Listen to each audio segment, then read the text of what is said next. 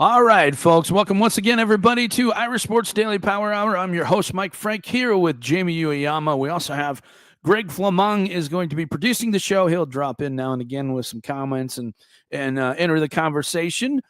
Before we get going, I wanted to mention once again, if you listen to the podcast and you want to watch it live, you can go to YouTube, search for Irish Sports Daily, and you can find the podcast live as well. Jamie and I will be on talking, and you can also join the chat room and talk to the Irish fans as the show goes along. Also wanted to mention, if you haven't checked out our YouTube channel, make sure you do. Search for irishsportsdaily.com, and you can find us there. Make sure you subscribe to the channel and also like the videos. That certainly helps us a great deal if you would do that. Also will alert you each time you're on YouTube that we have new videos when new videos pop up. So it'll show up in your timeline, and you'll have a better chance to not miss some of the content that we have that's going out there every day. Greg, I don't know. There was just real quick. Did you have a chance to get in touch with Landon on the recruiting thing that we were talking about? Yeah, we're gonna try to set it up, and we're going to try to get him on. We're going to try to get him to talk about Juwan Sider as well. So we're efforting on that front. Okay, sounds good. I just didn't know if we had that scheduled yet or not yet. I probably should have asked you that before the show. All good. All right. Before we get going here, folks, we wanted to mention once again, it's a great time to sign up for Irish Sports Daily. Go to the front page, click on the premium section. You can sign up. Also wanted to mention our sponsor, which is ESQ Clothing. ESQ has been making the best handmade custom suits, sport cuts, tuxedos, and shirts for the last decade. Has been featured on GQ, ESPN, USA Today, and you've seen them dressing your favorite players and coaches. ESQ only gets the best fabric from Italy and England's top mills. With over 40,000 fabrics to choose from, you're guaranteed to look your best. Go visit esqclothing.com, book your appointment, and mention ISD and get 10% off your entire purchase. I know Ge said he's got a new showroom that's opening up in Chicago. Greg, did we get an address on that yet? Do you know? I don't. It's in Winnetka. I know it's in Winnetka. But I don't know the address. Yeah, okay. He can. Maybe he's listening, and he can pop the address in. I know it's in Winnetka, Illinois, though. Okay, yeah, I know that. I just don't. Hopefully, we can get an address, and I think I'm not sure it's even open yet. So I know he said it's going to open. Maybe he's just waiting until the actual thing opens up. And I got the address right here. 1085 Gage Street. Say it again. 1085 Gage Street. Okay. Yeah, there you go. I just wanted to make sure. I know that's something that he wants us to promote. We just didn't have the address, so let's just go get your stuff, folks. Go get it. Yeah, good stuff from Ge there. So, Yama, there's lots to talk about today as far as Notre Dame football goes. We got spring practice coming up. We're not going to talk about that specifically today. We'll do that probably starting to next week and start previewing the position battles and how we think that's all going to unfold. There's a lot of topics to talk about today. First, I think foremost is Notre Dame's hiring of Mike Martin as GM. For those who don't know, I'm sure most of you do, he worked with the Detroit Lions, which is the greatest NFL franchise in history. Or at least for the last couple of years, let's just put it that way. Yeah. Before that, they're not so short history. Very, very short recent history.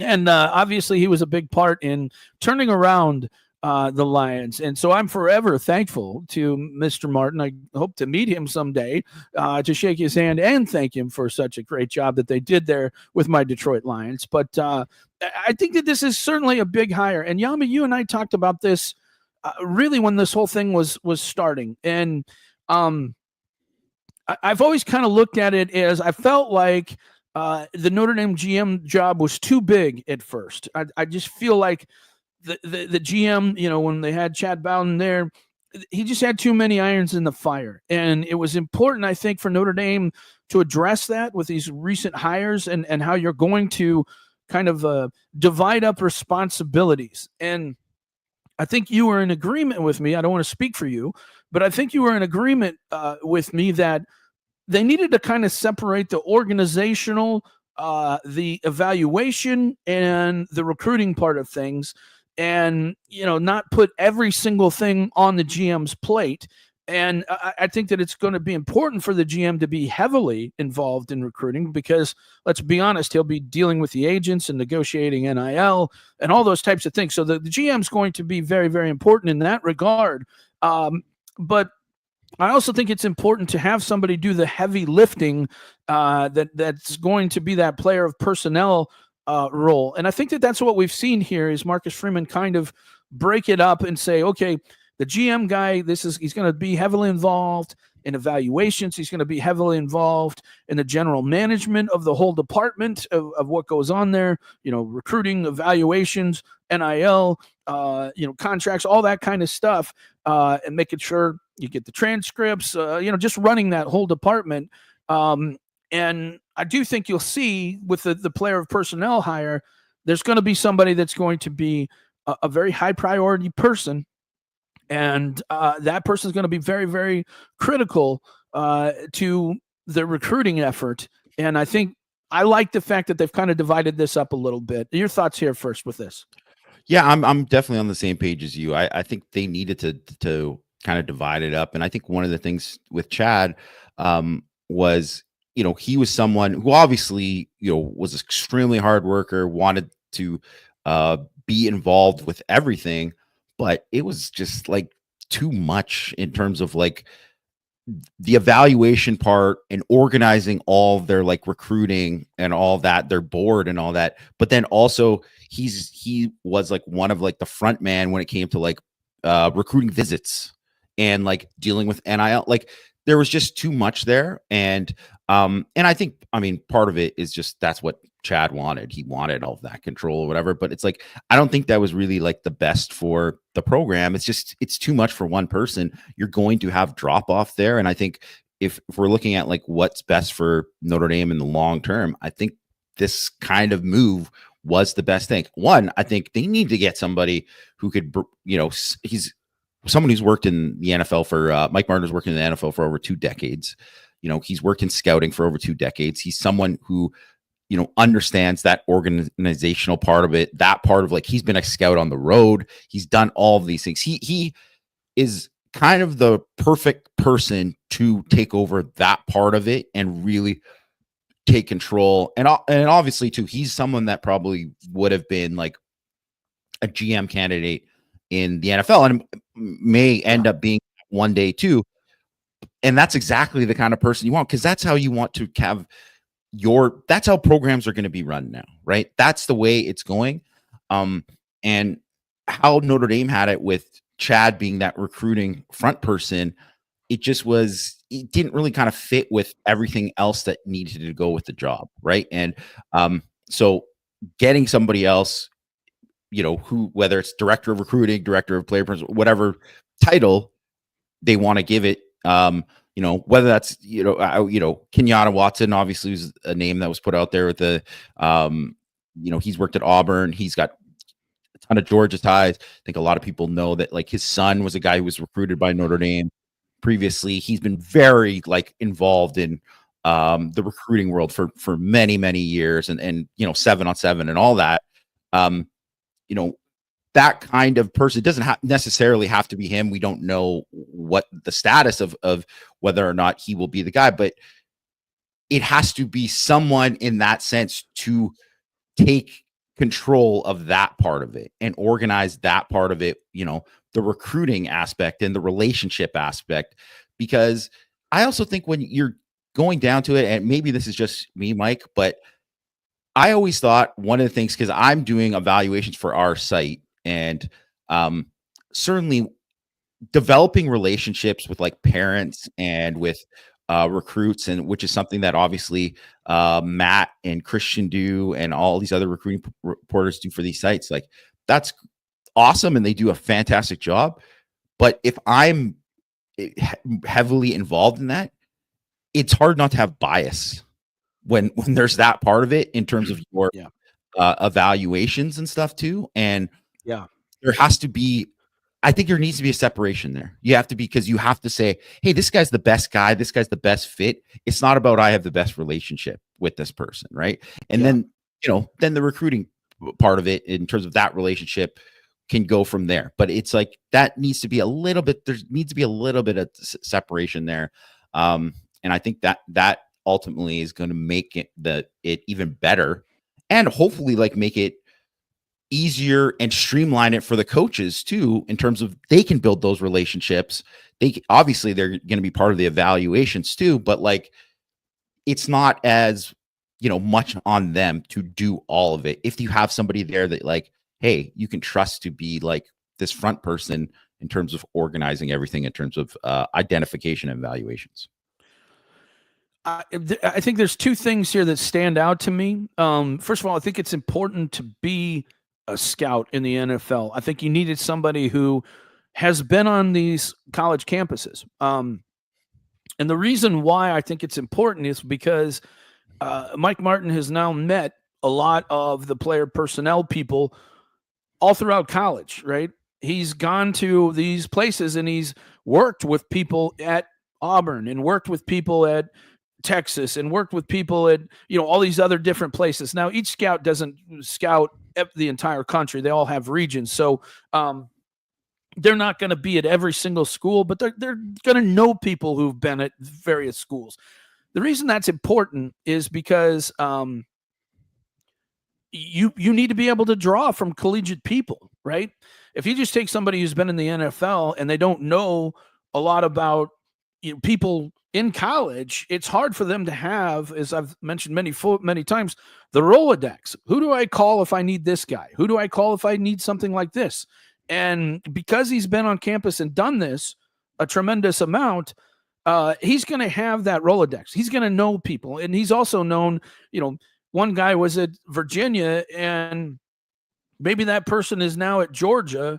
And so they've been bouncing around, but he's known them because he's been around doing this for a long period of time. Now, the one thing that does concern me a little bit, and this is not a big concern, but I do think it's worth mentioning, Jamie. The evaluation of an NFL prospect is widely different than the evaluation of a high school prospect. The NFL prospect is physically developed. They have built a lot their more. body. Yeah, definitely. Yeah, certainly. They've built their body. So you know what you're getting physically. You know what they can do, right? You have legit times. You have everything that you need to know about that particular person, or a lot. Let's just say you have a lot more information than what you would as a high school evaluator. And it is different because you're now evaluating on potential. And a lot of times these guys are far from finished products. And so it's a different type of evaluation. And I do think it's something that you have to kind of consider that, this guy has been looking at NFL guys and it's a totally different thing. And so you're going to have to rely on relationships too. And this is why if you take somebody from the college ranks and make him your GM, you kind of have a leg up on it in that guy's probably had a lot of relationships with high school coaches, right? And has known a lot of high school coaches to help them with the evaluations and people that they trust, because, it's one thing to some guy you don't know and you want to push your buddy. You want to push your player, right? Somebody you don't know, it doesn't work out. It's not a big deal.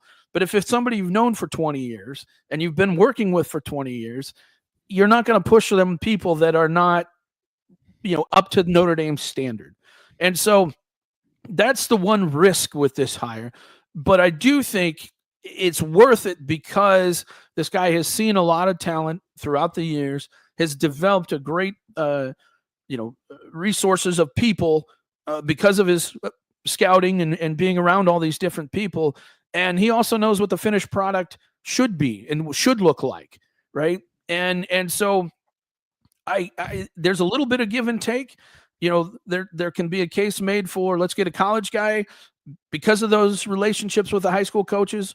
But then there's also the pro thing. And I also think it's very important. The thing that people really haven't, I shouldn't say all people, but I think some people haven't really put together that this is a brand new thing and they don't know how this thing should operate. This guy has been around how a successful thing should operate for quite some time. I think, you throw Chad in that situation. And again, I'm not discrediting Chad. You don't know when you learn something the first time, you don't know what you don't know. It's kind of like Marcus Freeman making mistakes as a head coach. If you haven't been a head coach, you don't know the things you don't know until you actually experience them.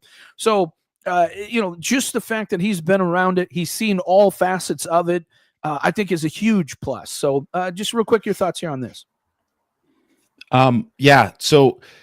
It's funny because someone asked that question when I wrote my thoughts about hiring Martin and asked about the difference between evaluating high school and college players. And the projection is so much different especially when you're offering kids who are 15, 16 years old compared to evaluating guys who are 21, 22, right? Like it's just, there's so much different in terms of like physical and mental maturity that is such a huge difference, right? And they're much more, even though those guys aren't finished products, because obviously there's so many guys that come into the league and aren't immediate impact guys, but they're way more polished than they are coming when they're at that age, and some of these guys are in their infancy. So that part of it, I think, is it's tougher and it's more difficult. But at the same time, I think what you're doing in terms of when you're looking at like measurables and testing and all that is just adjusting it. And it's like stuff that I like wrote about last year when we were talking about like, well, this is what like wide receivers, these are what the guys in like the last like 10 years, what they're testing, the guys who are like the top guys. And you look at it, it's like, well, 40 time, like not as important as you think. Like guys like Malik Neighbors, Justin Jefferson, all these guys ran like 4.8 in high school. But one thing that was important, like vert, like a certain, hitting a certain amount on vert, hitting a certain amount like on, short shuttle, 3-cone drill, all that kind of stuff. That's like short area quickness. That's the kind of stuff that matters a bit more with that. Right. So there's all these kind of things, but I think there's a lot of it is like, football is football, and like doing kind of more background into like Martin, and certainly fits into exactly what you're saying about what they did in like building the Detroit Lions is like, they're looking for guys who are like passionate about the game, guys who like really care, like football is important to them. It is like something that they really like, smart, high IQ, tough, gritty players. Like, tell me that doesn't fit exactly what Marcus Freeman has brought in and also is continuing to look for. So that's why I think this is such a good fit.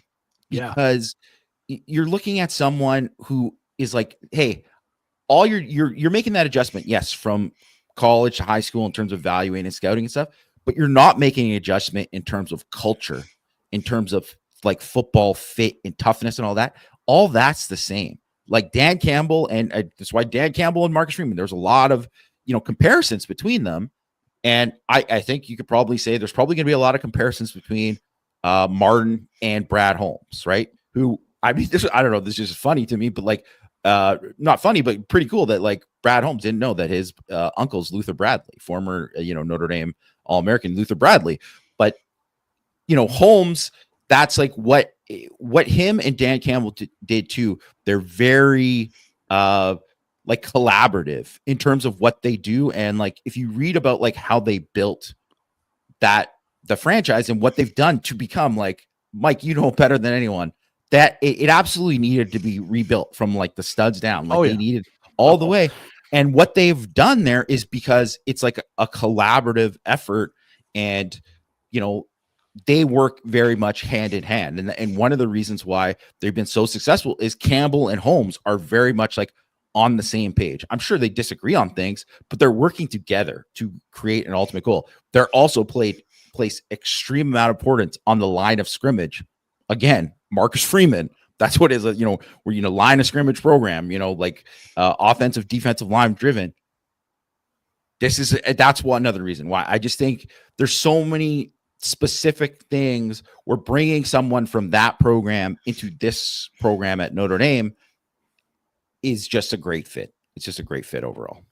And an owner that stays out of the way. That's a very, very important part of it. Yes. Stay out of the way. You hire these people to do a job. Let them do the job. Stay out of the way. You write checks. That's your only job. All right, Greg, go ahead. Just something that kind of popped in my mind. I wanted to throw at you guys, and then we had a question that I want you guys to address as well. It seems to me like it would have made a lot of sense for Chad to go from Notre Dame to a role like Mike Martin had in the NFL.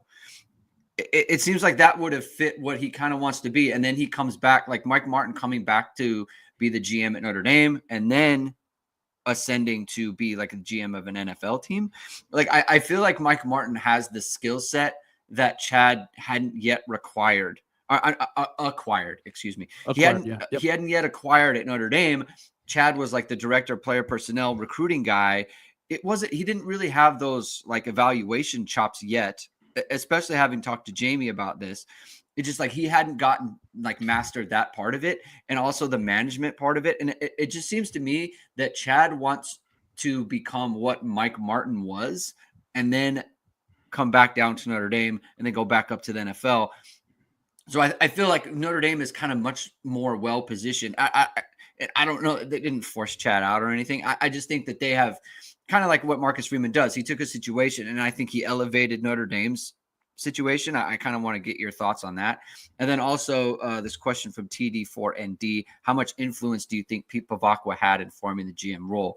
So I just wanted to ask you guys about like kind of how Notre Dame has used this opportunity to kind of enhance their department and take some of the, I don't want to say weaknesses, the unproven parts of Chad's kind of repertoire, resume, and turn it into a strength here. And then you add, whoever it might be. There's questions about Kenyatta Watson, whether he's a candidate. I know you guys are going to get to that in a second, but just kind of how Notre Dame has kind of elevated their situation based on the circumstances of Chad leaving and then, getting this GM hired.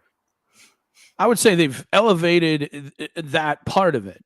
But I think the biggest part, or the next biggest part, is you got to hire a very effective player of personnel, right? And here's where I think that they were struggling, Jamie. And we said this really in real time, mainly talking amongst ourselves, is that I think what was happening was when they would get down to official visit weekend, and then Marcus Freeman would go in to close, I think Marcus Freeman felt like, well, we're in first or we're in second, and I got to get from second to first. But I think what he found out once it really came down to crunch time, they weren't in first or second. They were in third or fourth. And it's much too much harder. To make up. Yeah. Too much to grade. And so I think what was happening was they had an unrealistic view of where they stood with a lot of these players. And I think what he wants now is he wants to find somebody that is going to give him a lot better view of where they're at, because you can't go into that weekend and not be successful like they weren't the last couple of years. You have to get those players. Those are your guys. So you have to get them. And if you don't think you're going to get them, you got to have that board expanded. So it's interesting. We had a question on ISD, and they're saying, well, why don't you have that? Why aren't they scheduling for the last weekend? I think it was Irish 6900. It was a great poster, been around for a long time at ISD. And it's like, and his thoughts were, you want to be the last team to do that. And yeah, I think you do. That's always great, but sometimes you don't even get a chance to be the last team. They've already decided. The other part of that is you got to have options. So if you can't get the guys on those first two weekends, you want to have a weekend that's free where you can bring them in, and you still will have a shot. But the other thing too is plan B. You got to have plan B ready to roll. And they had plan B, except they who was the kid from Indiana, the wide receiver that ended up at Stanford? John Anthony Hall. Yeah. Okay. So he's your plan B. He was ready. But they didn't start recruiting him until the week before. Yeah. You can't do that. You can't do that. You have to have a better. So I think that this hire has to be somebody who truly connects. And I'm not saying Chad didn't connect or whatever, but truly understands where you're at. And I think that was where they were struggling. And was that because Chad had too much on his plate. I don't know. But I do know I've been doing this for a long time. And the folks that have been with me for a long time would say that we were never this far off as far as, where Notre Dame stood on these guys than the last couple years. And, and I think it was, and as people know, when we talk to people that have an idea what's going on. So we can only give you what we're told. And so what we were told, and it's not just us, it's everywhere else that follows Notre Dame recruiting, we all got the same response. We're all saying the same thing. And it's because it came from certain people. And those certain people had very wrong, I guess they didn't understand where they were in the pecking order on these teams. Yeah, they didn't have a good feel for those recruitments. Yes. Yeah.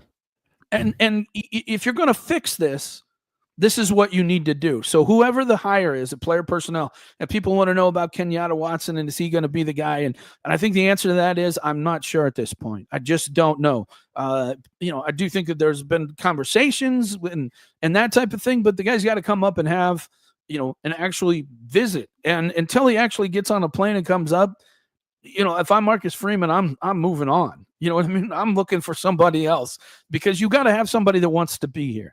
You can't have people that are wishy-washy about this, right? You need somebody who's not afraid to take this challenge, and somebody who's going to say, you know what, I want to do this, and I think I can be successful, versus somebody who's only coming because they're getting paid a bunch of money, or they're coming and they still have a lot of doubt. I'm not saying that's his situation. I don't know his situation. But if I'm hiring this position, I realize that I don't want somebody to be here for 1 or 2 years in this position. I want somebody who's going to be here for a while. And I think it's important for Marcus to find that person. So again, go ahead, Jamie.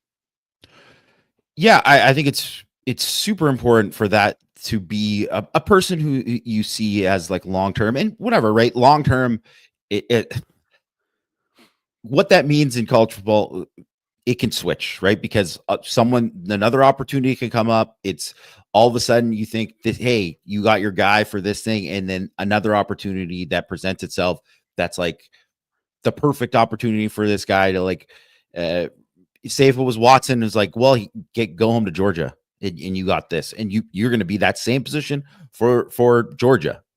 Well, I mean, I think you would consider that, like there's all these kind of things, that can play into it. But as you were talking about all that, Mike, I couldn't help but think of, Al Golden won the Broyles Award this past week. Was named as the top assistant coach in college football. Everyone should check out his speech if you haven't. It's a tremendous speech. It's just like a tremendous advertisement for Notre Dame football, and Marcus Freeman, talking about all these great things about like the student athletes, about the players on the team, about what Notre Dame represents, and about what Marcus Freeman represented as like the head of the program. And that was something, it was something that Al Golden had said when he was hired, and kind of reiterated. It was like one of the reasons why that he took that job, because he could have been happy staying in the NFL, right? That he took the job was because he believed in Marcus Freeman, right? Yeah. So I think that's one of the things is like, yes, you want to, obviously money and all of that kind of stuff is going to attract people. You're not going to attract people without money. You can't just say, hey, you believe in me, come here and make less money, right? Like, no, that's not going to happen. But you want somebody who kind of believes in the vision of Freeman and the program, right?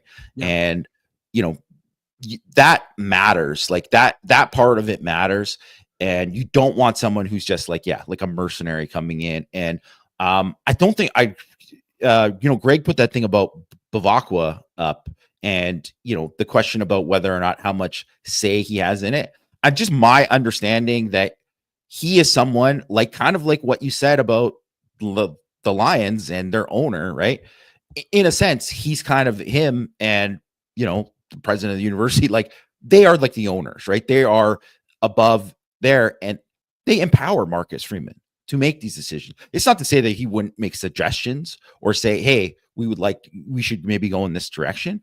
But I think that's kind of one of the things where like Pete Bavakwa has obviously a ton of strengths, And we've already kind of seen like him, like, you know, in terms of, I think he's going to make Notre Dame's position in bargaining for the college football playoff. Obviously, there's a lot of stuff going on there. He is going to do as good or better than Jack Swarbrick did in that sense, where obviously when you look at what Swarbrick did in getting us set up for Notre Dame, he did a heck of a job.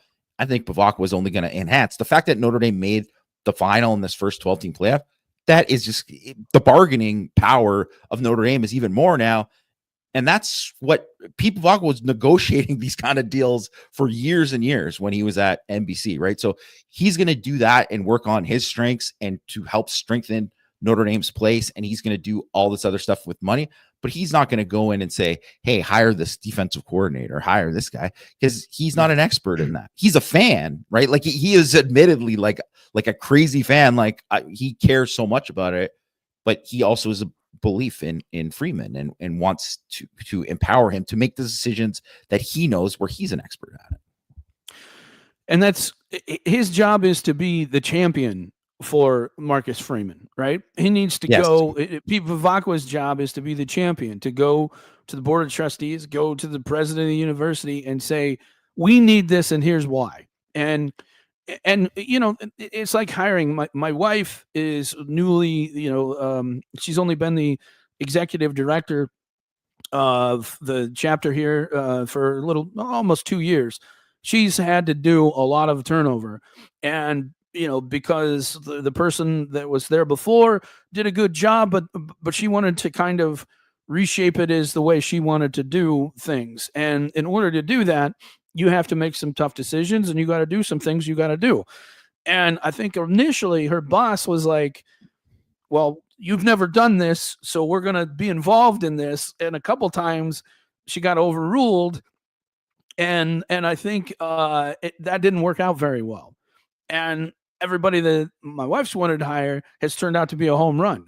And so I think you learn when you're around people, you're like, hey, look, you let somebody do a good job until they don't do a good job. You give somebody power and you let them do their job, and then you stay out of the way.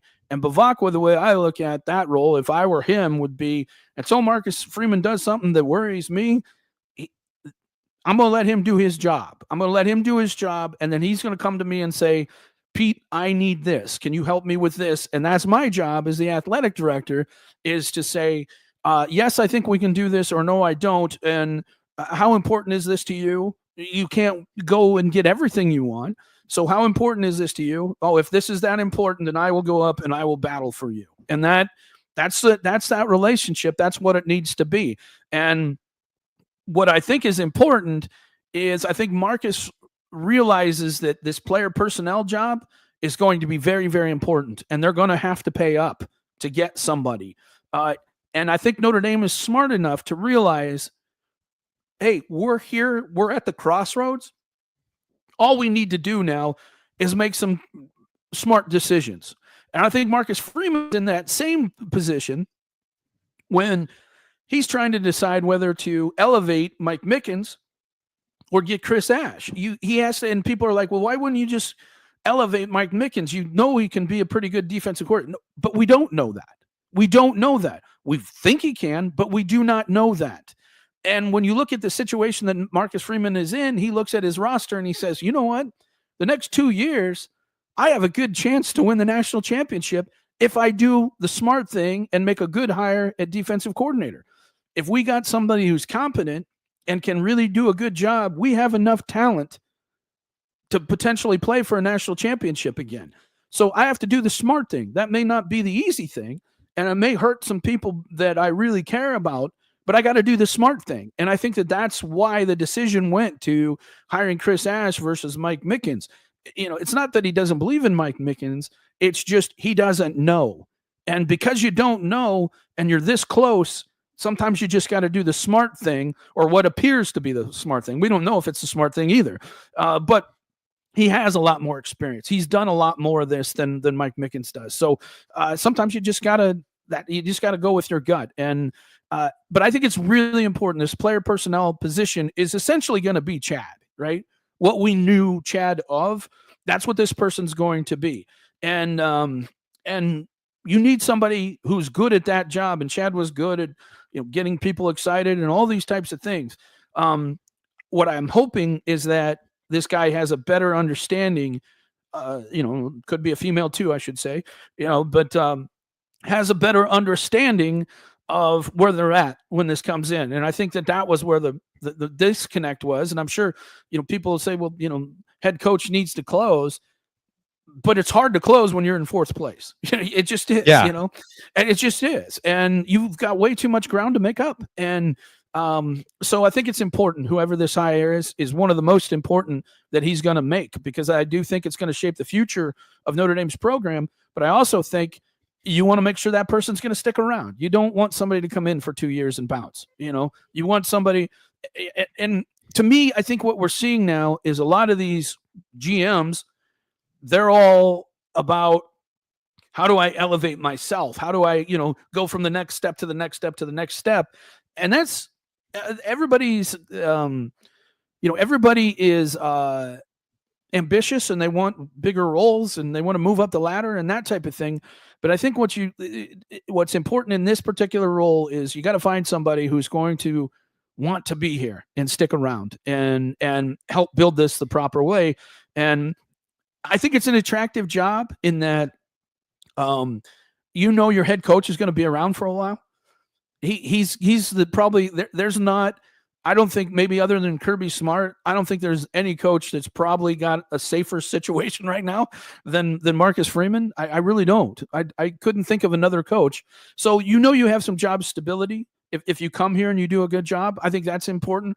The Al Golden's speech about the types of kids you get to work with, that's important. People really like that. I know that for a fact. That was one of the biggest reasons Mike Denbrock came back, is he really likes working with the types of people that Notre Dame has. And that coaches like that. They really respect that, because as Golden said, these kids are committed. They are committed, and they will buy in. And these are the types of kids that will buy in, and you can build something with. So I think it's an attractive job, but I also think it's a harder job, Jamie, than a lot of other places. When we talked about Blanchard possibly being the guy, well, Blanchard only recruited Texas. He didn't have to go anywhere else. All right. Yeah. Even at Ohio State, you're not recruiting quite as wide a net as you are at Notre Dame. And it's easier to get kids at Ohio State than it is at Notre Dame. So the job does have some negatives to it. But the one thing I will say that is a positive to it is the kids that you want, they're going to want Notre Dame as well. And there's probably some that are going to be on the fence, and that's where the player of personnel, that's where Marcus, that's where position coaches have to push them over the edge. It's interesting. A customer of mine, we were talking about this role, and he happens to have, his daughter goes to this high school and is in the same class as another one of Notre Dame's top recruits. And he's been on campus a number of times, and he has communicated that one of his big concerns is that it's just not ethnically diverse. That's one of his big concerns. Likes everything else about it. But here's a guy that comes from a program that is private school, right? It's a private school, but still has an issue with, it's just not as diverse as some of these other places. This is, and I keep telling people this, and they keep saying, "Oh, it's not that big of a deal." No, it's a big deal. It is. It's a big deal. Yeah. It's a way bigger deal than people think, and so that's what makes this job hard. That's what makes it hard. But I do think this kid's going to be Notre Dame's going to be in the end, because he's also the type of kid that would like Notre Dame and excel at Notre Dame. But the goal is going to be Marcus Freeman, this new player personnel, and the position coach, who I'm not going to say, has to convince this guy, hey, this is the place for you. So that's just part of it. Jamie, people have asked me this. Do you think it's hurting Notre Dame's recruiting at this point that they don't have these guys in place? Do you think it's an issue? It hurts a little bit, because especially that what the player personnel or director of recruiting guy, because that guy is going to be a big relationship person, right? And with that, that means that obviously Notre Dame has, recruiting staff has stayed. And those guys, you know what? They probably don't get enough credit for, like, these guys really like build relationships too, and have been like a big part of it. Like, it obviously wasn't all Chad who was, having these relationships with these kids that are like when it starts initially.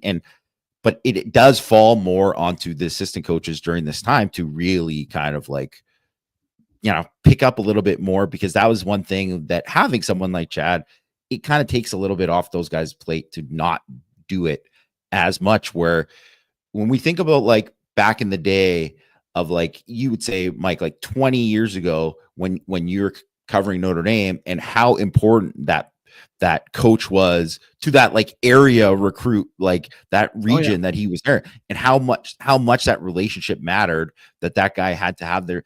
It's not the same as it is today, right? No. And honestly, it's been more focused on positions than it is regional and all that, and that's part of the change. But the other part of the change is that, like, those assistant coaches, they're still very heavily involved and building relationships, but they don't have to maintain like the everyday stuff, the other kind of logistical kind of stuff that you wouldn't have to. They don't have to take that part on as much because of that recruiting staff, right? And that's part of what that staff is for. So, it does hurt not having someone there, and I think you want to have that right away. But obviously, it was way more important to get the assistant coaches and get that part of it, because there's still, like, you think about it, there's so much.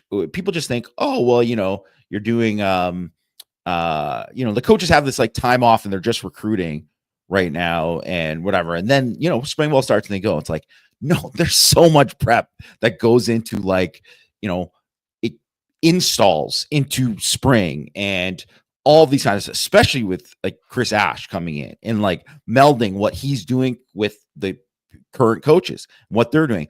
Well, this is how I think we should switch this to the way we teach this or whatever. And coaches want to, they're learning during this time, right? They're like, whether it's clinic stuff or like visiting other programs or speaking with other people, like they're adding stuff to the repertoire.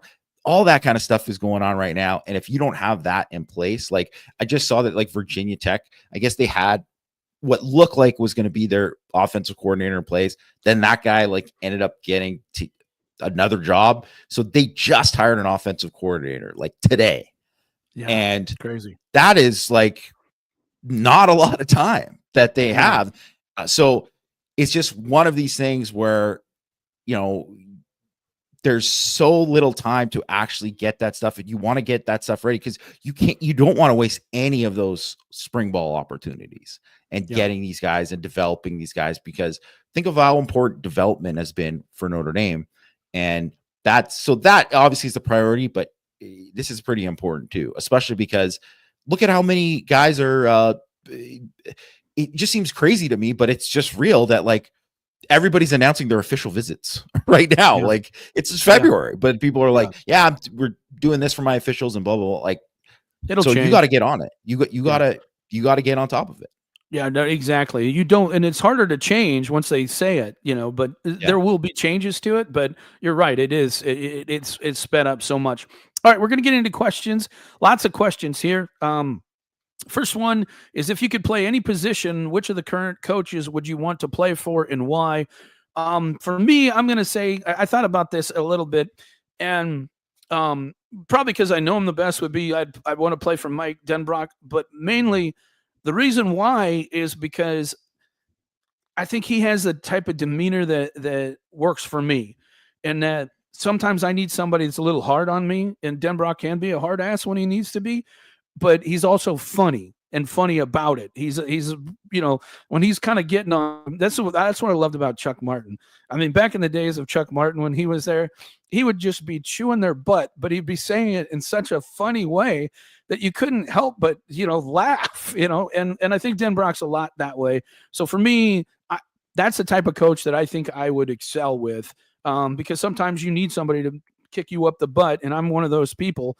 but also, I like humor. So that would be a big part for me. You, Jamie? I mean, I would say it's probably the toughest right now because as we go and we've watched these practices over the years, the last few years with most of the staff. There's so many of these guys that I really just like watch them work, and I could say like I'd want to play for almost all of them. Yeah, I agree. And that's the honest truth. And I get to say like maybe like 5-6 years ago, I would not say that about some of the guys. Totally. So it's different. I absolutely like, I've said it many times, like Al Washington, and I'm a D-line guy. Al Washington and Nick Sebastian, both the guys who like kind of run the D-line. I think those guys do a tremendous job. I think they are like, they'll get on you, but they're overall like very positive, and they push pace. And they have those D-line work very, very hard in practice. And that I think is like something that I would, definitely respond to and like. But I also really, really like how Joe Rudolph works. And I've seen different things where he is someone who's always constantly teaching. He's not the loudest guy all the time, but I've also seen when the O-line maybe didn't have a good day the day before, and he is like up on them and really on top of everybody.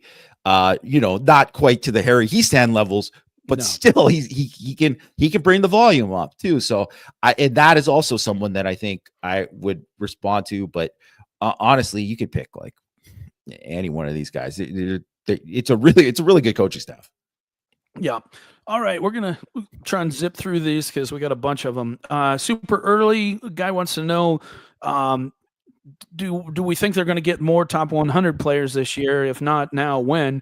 And I'd say I think they're in a good position for that. I just think they need some follow through in it. I think that they've and Jamie mentioned, I think the support staff at the recruiting office has done a really good job once Chad left to kind of take the reins and really run with this. And I think Marcus Freeman has to be pleased with how well they've done in communicating with people and doing all these things. And so you got to give them credit, but it's going to come down to, the coaches, the assistant coaches, the player personnel guy, and Marcus Freeman doing the selling in the end. And we got to hope that happens. I think it's going to happen. I think the overall buzz around Marcus Freeman is, I want to play for that guy. And you just got to walk around, when you listen to the fans from other teams, how much they respect Marcus Freeman, the kids are going to be the same way. And I think that's, what you're going to see. All right. With Indy having a long playoff run, how many extra practices did the team have compared to non-playoff teams, and how much of an impact will that get the young players ready? Great question, James Ish, who's been with me for 25 years. Great question. That's a big deal, Jamie. It is. It's like having an extra spring practice. It is. It's like having an extra spring practice. But it also has its negatives in that you can get guys injured. And those guys that have been injured, they weren't able to rest their bodies if they would have stopped in January 1, right? They weren't able to stop their bodies and get that extra recuperation time. And so that's the one negative thing about it. Go ahead, Greg. I think there's one player who benefited more than anyone. That's CJ Carr. Certainly. That really helped him because he was able to ramp up and actually throw when normally he wouldn't be able to. And like run and scout, going and run on ones. He lost all that time because he hurt his elbow, and he got it all back. I mean, it was an extra month of practice. Usually he got the 15 plus an extra month. I mean, it's invaluable for him specifically. Yep. All right, next question. They want us to rank the tight end offers and how we see all that. I've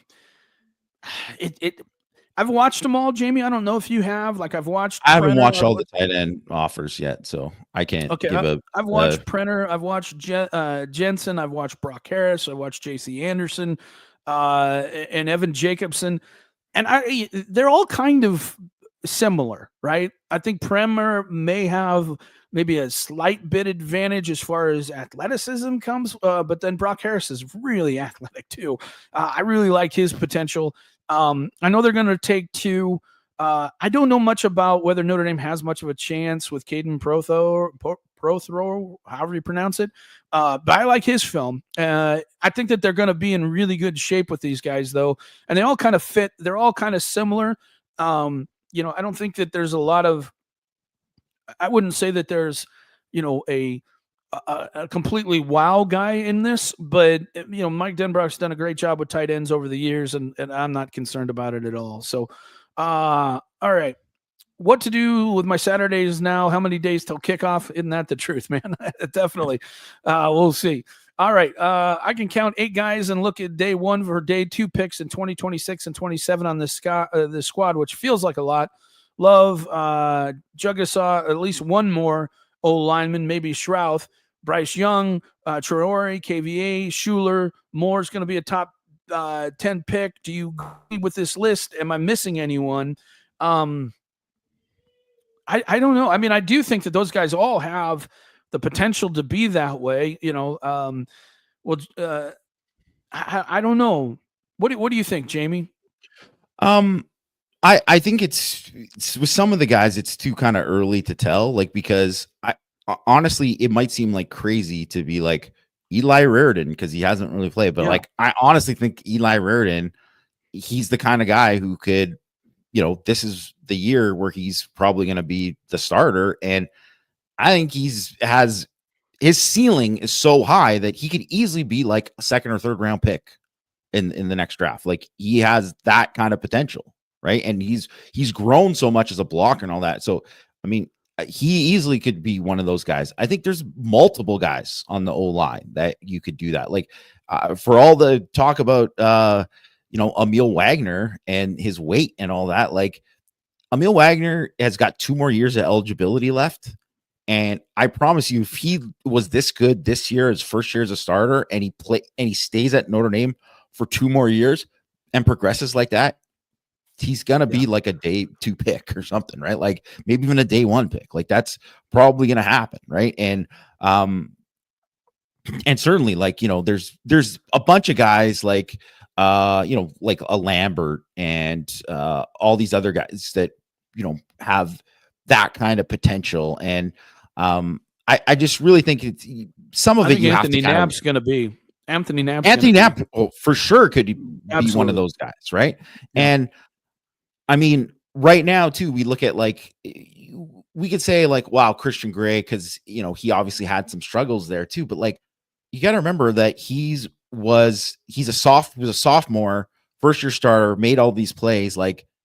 He's someone if you look at him the first year of Cam Hart compared to the first year of Christian Gray, he's way further along than Cam Hart was at that time. Right. So, so that's something that he's still got a couple, so there's a bunch of guys, and there's young guys on the team there too, that we just don't know yet. Right. We're just going to wait and see. But, I mean, I certainly think all those guys he listed, have that kind of potential. And it's just going to be, where it kind of goes from here for a lot of them. And I just think there's so many of these guys that when you look at where guys are as if they're a freshman or sophomore and you're playing and contributing that much, it's very rare that those guys don't develop into those type of players. They're probably not going to be 7th round picks. You know what I mean? They're going to be higher than that. Yeah. All right. It seems like for once there are actually a lot of good candidates at defensive tackle 2026 class. And another thread Matt mentioned, Indy may have to make tough decisions. Do you think it's smart for them to prioritize 2 or 3 guys over the others, or just go hard after all 5? Hard after all 5.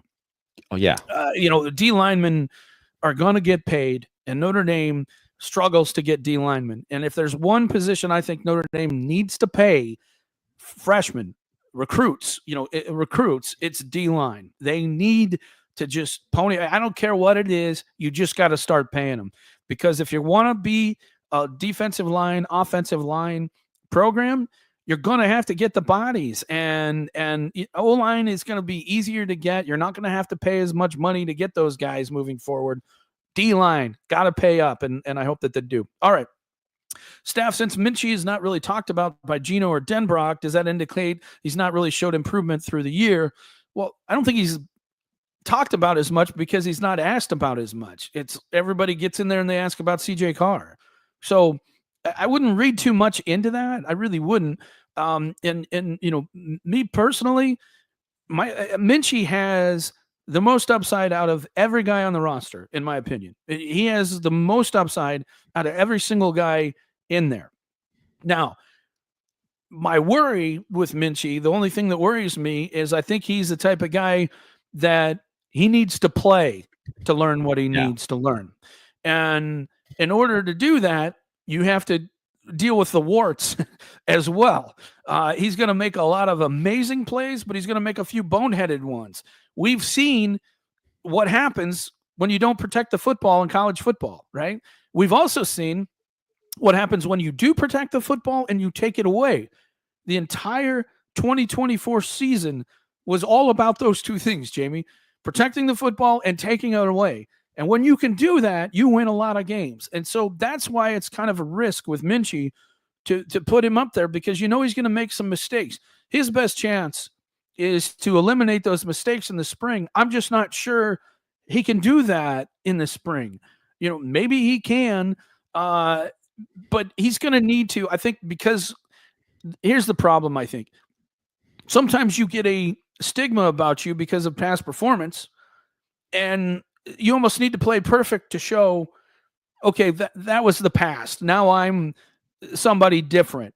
And of course, they're going to get graded out, but you get these preconceived notions about you that you have to really play above, the negatives that you've created for yourself.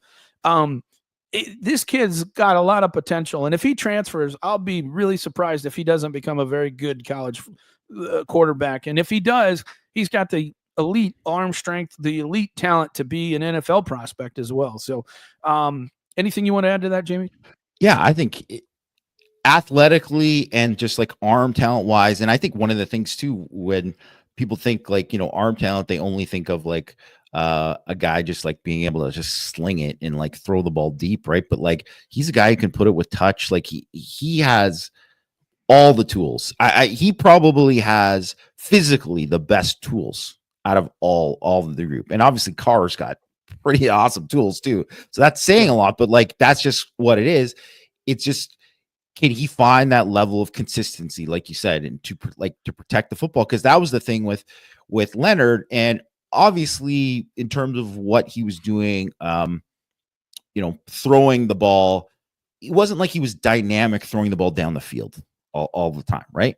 But he was so good at like creating stuff and like getting like hidden yardage of like escaping and not giving up a sack, protecting the football, getting like, an extra like 5 yards here, 5 yards there, whether it was a scramble or like a check down or something like that.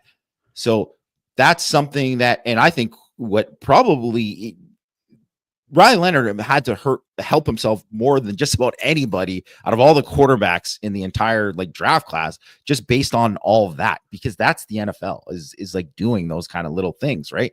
So if Minchie can do that and still like know when to be like, hey, I'm going to fit it in here because I can, and just do that. It's like, it's the Josh Allen thing, right? Because that's what Josh Allen learned, and he was cut back in that. And that's why Josh Allen is, elite now, is because he makes far fewer of those mistakes that he did before, but he still kept that dynamic, part about him as a runner and a thrower. So if Minchie can do that, and it's going to be tough to, like you said, this spring to kind of show it, but if he can do it, like he can easily win the job. Like I don't think he is someone that people should, throw that he isn't a contender, because he's definitely a contender. Absolutely. All right. What are the odds they name a starter after spring ball? Zero. Yeah. It wouldn't make any sense to do that. What are the odds that Carr, Minchie, and Angeli are on the roster first day of fall camp? I'd say 20%. I got to figure one of Minchie and Angeli will be gone. I would just guess. They're going to have to put somebody to come out first string every time, and it's going to be Angeli every time. It's just going to be because they're not going to tip their hand, and because they don't want everybody to leave. So I just don't see that changing at all. Think we'll lose any more spring coaches for before spring ball? No, I don't think so. Interesting question. What do you see is the ideal starting defensive line? Who would be the first guy in at each spot in that scenario? What do you think, Jamie? Yeah, I saw this question. It's pretty tough because I think there's a lot of good options, right? And I mean, I would say probably Bryce Young at end. You know, he takes that kind of leap that you kind of expect him to, and he becomes like that every down end there. And then you have, you know, looking at the season and not, you know, what you're going to have in the spring. I mean, it's tough to not say Botello. The way Botello played at the beginning of this season, like, it was incredible. But that means like Boubacar. I think people forget. Yeah, I think people forget how good he was. Yeah, Botello was lights out. He was phenomenal at the beginning. So if he's that same guy, I mean, he would be the guy at Viper. And then I think it's a little bit murkier, obviously, at defensive tackle, and that's one of the reasons why you want to kind of see the spring. I would just say, like, as of right now, kind of heading into the spring and just based off kind of what we've seen, I would probably say Dawson and Rubio and Gabe Rubio based on that. But like, I'm not even joking that like Donovan Heinisch could be like the choice at the beginning of the season. I think he really had a really, really good year, especially as a pass rusher. He would be my number one pick as the third down interior pass rusher out of that group. And like, who knows with Anye and all that, and we'll see. But like, I'd say as of right now, probably like a combination of you know, Dawson and Rubio inside. All right. How much time do the coaches get off? Yeah, they usually get time off before spring ball, which is what you saw. Like, that's pretty much everybody was off last week, and Marcus did have to work. That's why you get paid $10 million. You know, if stuff goes wrong, you got to fix it, and that's why you get paid the money. But I agree, they don't get near as much time off. Could you share the story of how you got started in this business? Okay, quickly. So I was a big recruiting nut, and I always wanted to be involved. And it wasn't because I wanted to start a business. I just wanted to know, man. That's it. I just wanted to know. And I used to call Tim and Lou at Blue and Gold all the time and bug the crap out of them about what they'd heard about recruiting. And so one day I was in chat and I ran into a guy who seemed to know a lot about recruiting, and I was kind of surprised by that. And I asked him, he just said, "Hey, how do you know so much about this?" And that guy's name was Jamie Newberg, who had started a business called Border Wars, and he worked for a show way back when, and it was called Countdown to Signing Day, and it was in the South, and it was based out of Atlanta, and he worked for the Atlanta TV station, and he ran that show, and it was basically the first kind of recruiting show. It was only you could only get it on satellite TV at the time, and in Atlanta, and they do it on Saturday, and they just talk about, you know, high school recruiting, and Jamie was the guy.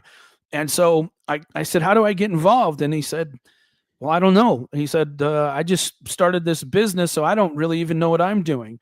And I said, "Well, look, man, do you need help?" And he's like, "Well, I can't pay you." And I said, "Well, I don't care. Look, you know, it cost me $1.99 to call an 800 or 900 number, right? If I'm calling the kid myself, I'm going to find out myself. You know, I don't have to worry about, I don't want to say specific guys, but people who are around there will know. There were certain guys who would, let's just say, extend the audio because that kept you on longer and you were paying $1.99 a minute. So if I were doing it, I would find out.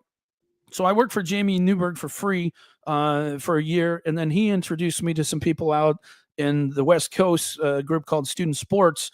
And so I was like, okay, well, I got the East Coast, I've got the West Coast, and they would give me all the numbers, and I just started doing that. I did it for 3 years for free. And finally, I just said, "Hey, guys, you know, I want to start my own business. Will you help me?" And they said, "Well, we'll give you the numbers, and, you know, just, you know, if you still help us, we'll give you the numbers." So that's how the whole thing started. And so that's kind of a thing that sometimes you just have to you just have to do something for free if you love it that much, and that's really what it boiled down to. So, question here: with the loosening of rules around analysts, do you think we hire more and then we lost this offseason since we can now officially coach? Now would be a good way to invest in the program. Mike, you also said we don't have a great recruiting staff right now. What can we do to change that? With extra help in the recruiting office, blah, blah, blah. First of all, I didn't say they don't have a great recruiting staff. They just don't have as big of a recruiting staff as some of the others. I think you'll see that being addressed. I also think you'll see assistants being hired, analysts. I know that there's conversations going on right now with some of that. And you'll see some names pop up and probably some guys get hired. Will it expand? Well, look, here's the deal. Notre Dame just got $32 million, they just picked up $32 million and they can't spend it on anything NIL at this point. So you may as well put it and invest it in your program. And so I'd guess to see that, I would guess you would see them, I guess, hiring more bodies. And it's not going to be crazy. It's never going to be Georgia, but I think you're going to see Notre Dame invest in the program. Greg, you wanted to add? Yeah, just on this point, 247's Chris Hummer reported today that Notre Dame is going to hire West Virginia assistant secondary coach Javon Codlin as an analyst. So to this point, it's exactly what Notre Dame is doing. So very topical question. Also on that, on the Kenyatta Watson deal, Tom Lloyd reported that Kenyatta Watson is going to stay at Auburn. So yeah, would not surprise me. Minutes. And to be honest, that's a good situation, I think. And that's I would be worried about whether he would stick around. And so it may end up being that's the best case scenario. The last question, Yama, is people want to kind of poke the bear about a certain hockey team losing to another hockey team. I'm not that kind of guy, Jamie. I'm not. So I'm not going to bring it up. But a couple of the fans wanted to ask your thoughts on that. Well, you know what? Congrats to the U.S. team for winning a round robin game. Always matters when you win a round robin game.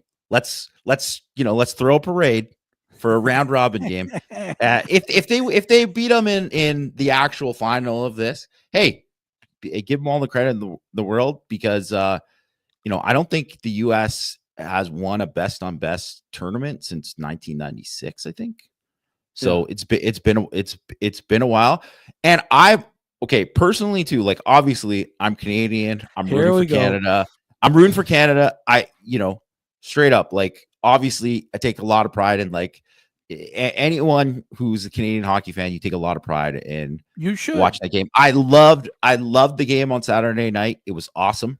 It was just a tremendous game. I think that kind of level of hockey is just helps grow the game and people seeing it. Like, compare that to the crap that they put out in the NBA All-Star weekend, and you're like, okay, like, please watch this sport instead of this. But I think that one thing that I think has always kind of held hockey back in the U.S., and they've done such a good job. There's so many more, like, their national team development program has done an awesome job. There's so many more, like, first round picks that they've had over, the last, dozen years or whatever. But one of the things that they, have never done is they win, like, World Juniors, like, whatever. It's like winning the Little League World Series. Who cares? Like, you want to win the best on best when you're going at it. And, like, because like, Americans like to finish first and they want to be the best at something. And I think that's something they kind of, like, need to win the game. And to me, if it's anyone, I always root, if it's not Canada, I root for America second. That's who I would want to win. So obviously, I mean, don't get twisted. I want Canada to kill them when they play again in the final. Hopefully, based on the games today, if Canada wins today and whatever. But I won't be sad if the U.S. win, because I just think that, like, they kind of need it, like, to help grow the game, right? So I just think it's, like, would ultimately be, like, a good thing for the sport, and I love hockey, so I'd be down for it.